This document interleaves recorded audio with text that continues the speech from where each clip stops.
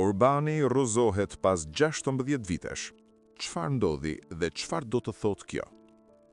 Sot, 12 prill 2026, ndodhi diçka që shumë e konsideronin të pamundur. Viktor Orban, njeriu që ka sunduar Hungarinë me dorë të hekurt për 16 vjet, humbi zgjedhjet. Pas numërimit të pothuajse gjysmës së votave, partia opozitare TISA është projektuar të fitojë 135 vende nga 199 vendet në parlament. Partia e Orbanit, Fidesz, do të mbetet me vetëm 57 vende. Vetë Orbani doli dhe tha: rezultatet zgjedhore nuk janë finale ende, por situata është e kuptueshme dhe e qartë. Mundësia e qeverisjes nuk na u dha neve. Me fjalë të tjera, ai pranoi humbjen. Por kjo nuk është thjesht lajm politik nga Hungaria. Ky është një moment që prek Europën, Bashkimin Evropian, luftën në Ukrainë, lëvizjen globale të ekstremit të djathtë dhe marrëdhëniet ndërmjet Europës dhe Amerikës së Trumpit. Para se të analizojmë pasojat, duhet të kuptojmë se çfarë ndodhi sot dhe kush janë aktorët kryesor. Viktor Orban ka qenë kryeministër i Hungarisë që nga viti 2010 në një ndërprerje të shkurtër. Ai ndërtoi pushtetin e tij duke quajtur veten promotori i asaj që ai e quan demokraci iliberale, pra sistem demokratik, por pa vlerat liberale perëndimore si pavarësia e gjyqësorit, liria e medias dhe kontrolli i korrupsionit. Parlamenti Evropian e ka cilësuar Hungarinë si regjim hibrid të autokracisë zgjedhore.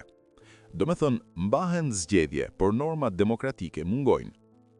Peter Magyar është udhëheqësi i partisë TISA që fitoi sot, një konservator dhe fakt interesant, ish antar i partisë Orbanit vet, para se të ndahej prej tij në vitin 2024. Ai bëri fushat mbi një premtim të vetëm kryesor: reforma antikorrupsion dhe kthimi i Hungarisë brenda një qeverisje vërtet demokratike. Çfarë e bëri Magyar të suksesshëm? Sipas analistëve, ai arriti të bashkojë në të njëjtin flamur votues nga spektri i gjerë, nga e majta e skajshme deri te konservatorët e zhgënjur nga Orbani. Ky koalicion i gjerë i të pakënaqurve ishte receta fituese. Për ta kuptuar rëndësinë e kësaj humbje, duhet të kuptojmë pse Orbani qëndroi kaq gjatë. Nga viti 2010, Orbani ndërtoi sistematikisht një strukturë pushteti që e bënte shumë të vështirë rrëzimin e tij. Media. Orbani dhe aleatët e tij morën nën kontroll pothuajse të gjitha mediat kryesore hungareze, gazeta, televizionit, platforma digjitale, shumica u bën mjet propagande zyrtare. Gjyqësori. Gjykatat u ristrukturuan në mënyrë të tillë që kishin vështirësi të kontrollohet pushteti ekzekutiv.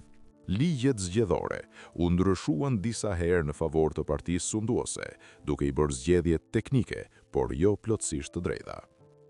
Rezultati?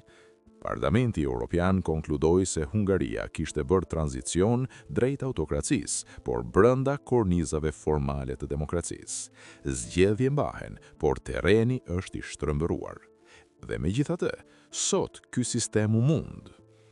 Partia TISA pritet të marrë 2/3 e parlamentit, shumicë e cilësuar si duar të lira për reforma. Çfarë ka premtuar Magyar? Reforma antikorrupsion. Hungaria konsiderohet ndër vendet më të korruptuara në BE.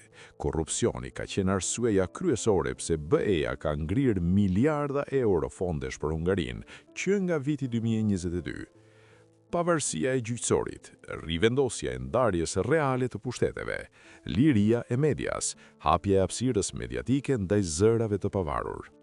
Por analistët paralajmërojnë, premtimet janë një gjë, zbatimi është tjetër. Magyar ka 2/3 e parlamentit, teorikisht ka fuqinë për ta bërë, por sistemi i ndërtuar nga Orbani por 16 vjet nuk do të çmontohet lehtë. Ky është ndoshta dimensioni më i rëndësishëm i kësaj ngjarjeje. Nën Orbanin, Hungaria ishte gjembi në anë të BE-s, siç e quajnë analistët.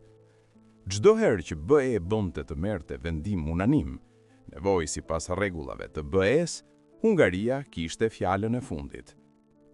Konkretisht, Hungaria bllokoi sanksionet e BE kundër Rusisë për luftën në Ukrainë. Hungaria bllokoi ndihmën ushtarake të BE-s për Ukrainën. Hungaria vonoi procese të shumta vendimmarrje në nivel evropian. Tani, sipas ekspertëve, kjo ndryshon rrënjësisht.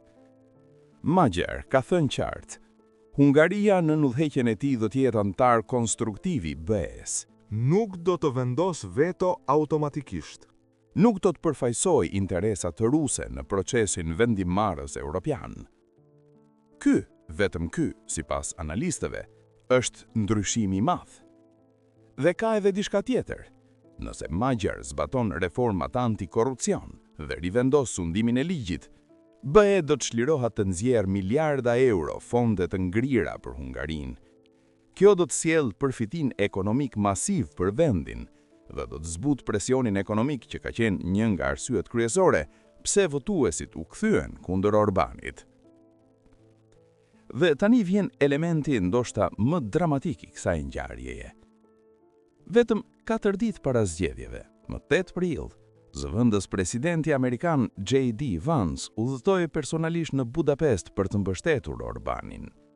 Në një miting elektoral, Vance e quajti Orbanin të mençur dhe të zgjuar dhe tha se udhëheqja e tij mund të jetë model për kontinentin. Pastaj Vance vendosi telefonin dhe audiencës i foli vet Donald Trump, i cili e quajti Orbanin burr fantastik dhe tha: "Jam me të deri në fund." Dhe sot Orbani humbi. Ky fakt ka 2 dimensione. Dimensioni i parë, simbolik, mbështetja e drejtë për drejtë e Trumpit dhe Vancit nik ndryshoi rezultatin. Votuesit hungarez vendosën vet, pavarësisht presionit nga Washington. Dimensioni i dytë, strategjik, administrata Trump e kishte bërë Orbanin modelin e tij evropian. Aleancën Orban-Trump e kishin ndërtuar si urë mes magas amerikane dhe nacionalizmit illiberal evropian. Tani, ky model u rrëzua nga votuesit e vendit ku kjo aleancë kishte pikën e saj kryesore. Orbani nuk ishte vetëm kryeministër i Hungarisë. Ai ishte ikona ndërkombëtare e lëvizjes globale të ekstremit të djathtë. Partitë e djathta ekstreme, nga Italia tek Franca, nga Gjermania tek Spanja, të gjitha e shihnin Hungarinë si modelin se si mund të merresh e pushtetin dhe ta ruaj atë brenda formave demokratike. A do të ndryshojë humbja e Orbanit drejtimin e kësaj lëvizje globale?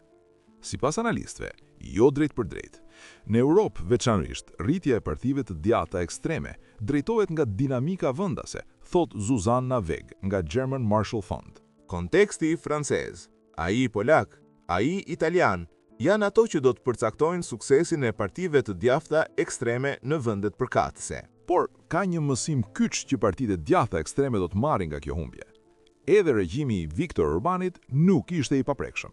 Edhe ai, pas 16 vitesh ndërtimi institucional dhe kontrolli mediatik, mund të binte. 16 vjet. Ky ishte eksperimenti Orban, demokracia iliberale, autokracia zgjedhore, modeli alternative europian. Sot, votuesit hungarez e mbyllën atë eksperiment, por historia nuk mbaron këtu. Magyar ka premtime dhe shumicë parlamentare për t'i zbatuar. Çfarë bën me këtë fuqi të madhe? Atje do ta shohim nëse kjo është vërtet kthes demokratike apo vetëm ndryshim fytyrash. Europës i duhet Hungaria e reformuar. Ukrainës i duhet të hiqet bllokada hungareze. BE-s i duhet që sistemi të funksionojë. Dhe lëvizja globale e ekstremit të djathtë ka marrë sot mesazhin se as modeli i saj më i konsoliduar nuk është i përjetshëm. Kjo ishte një analizë nga revista prestigjioze Time. Faleminderit që na ndoqët, shihemi në videon e radhës. Për më shumë kontent intelektual, mos harroni të bëni subscribe.